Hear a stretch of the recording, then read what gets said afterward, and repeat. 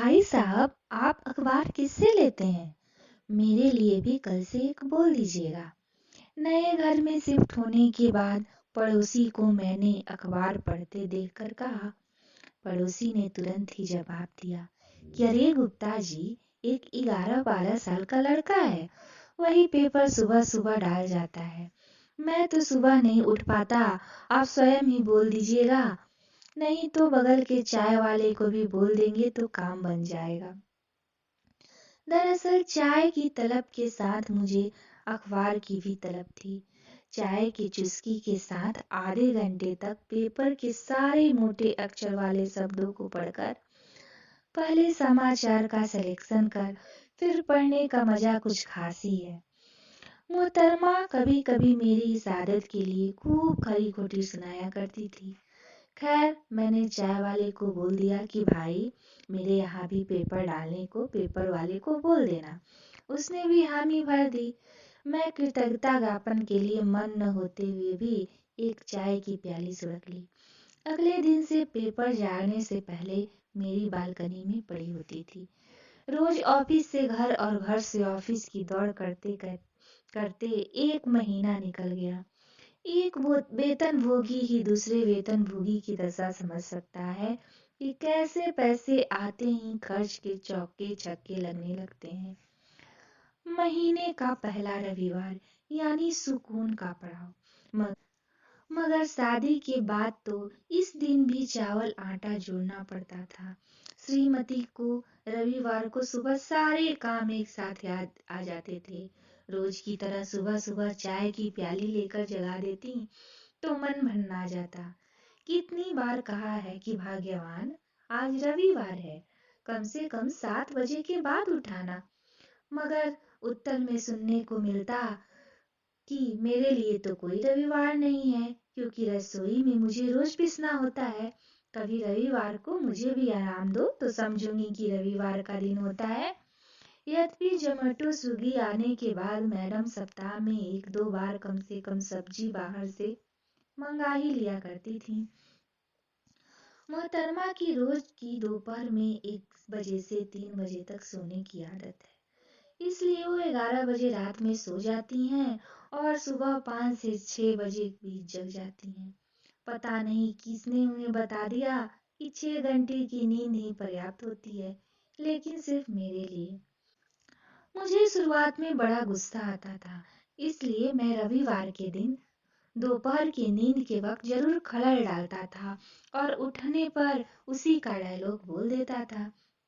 मगर स्त्री तो स्त्री का साथ देती है, यानी सरस्वती माता जब उसकी जीवा पर सवार होती थी तो मैं निरामुख बनकर शांत हो जाया करता था।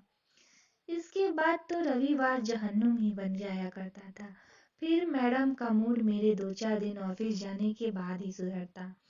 शुरुआत में 1-2 बार मैटनी शो दिखाने के बहाने उसकी नींद खराब करने की सोची, मगर मोहतरमा ने थिएटर में सोकर मेरे टिकट में लगे पैसे ही खराब कर दिए।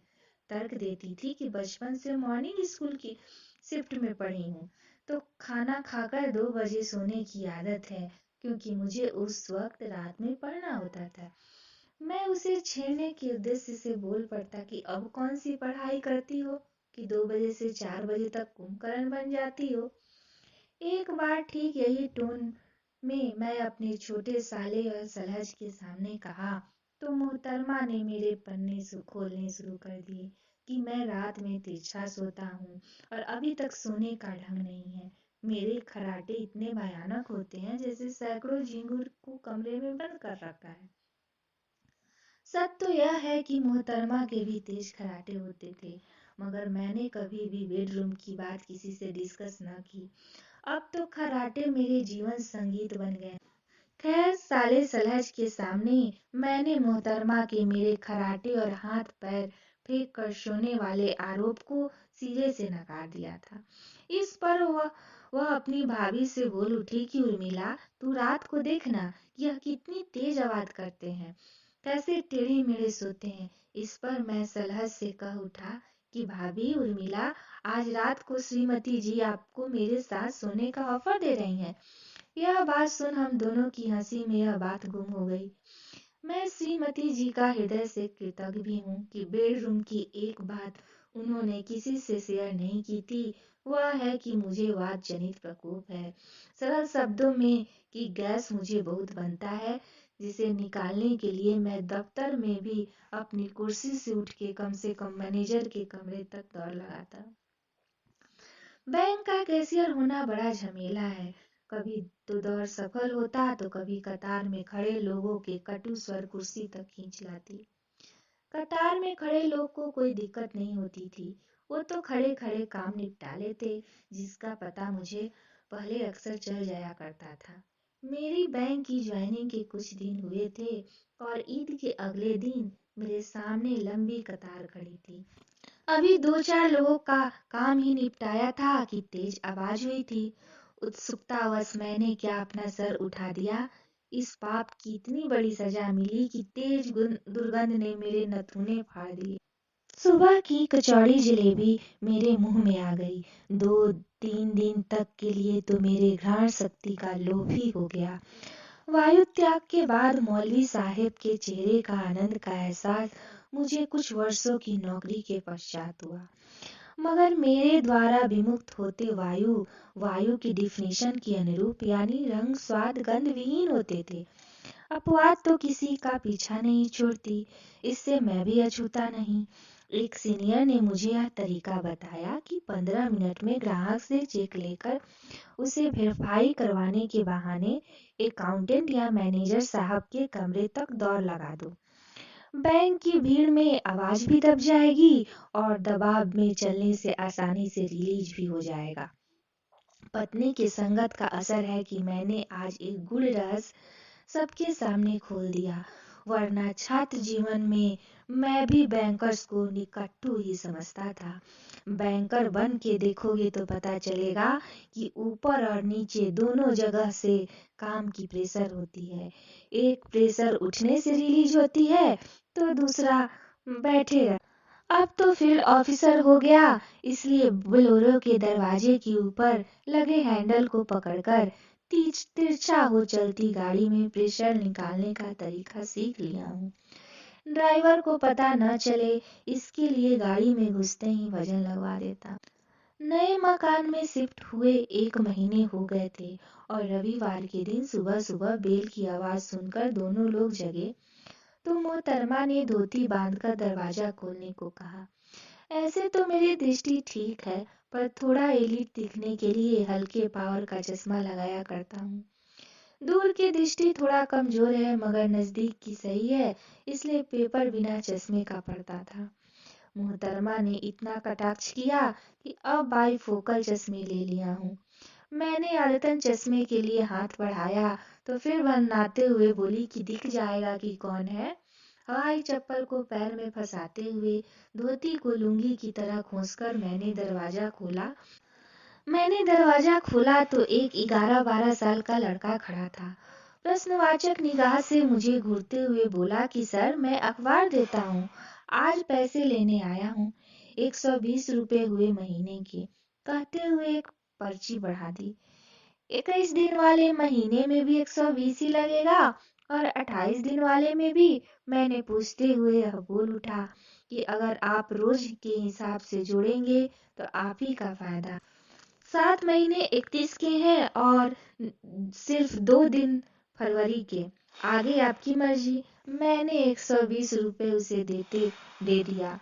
उसने मुझसे कहा कि आपने दूध वाला लगा लिया, तो मैंने कहा कि शुद्ध दूध अब कौन देता है, इसलिए डेयरी से ले आता हूँ। इस पर उसने कहा कि अगर शुद्ध दूध चाहिए तो मैं दे सकता हूँ, आपको दूध का एक बर्तन सुबह में पेपर के साथ मिल जाएगा। अगर दूध सही न लगे तो आप अगले दिन ही मना कर देना, अगर सही लगे तो बर्तन खाली कर यहीं डाल देना। 55 रुपए में 1 लीटर देसी गाय का दूध। मोहतरमा तो कब से कह रही थी कि दूध वाला लगा लो, मगर मैं ही नहीं सुनता था।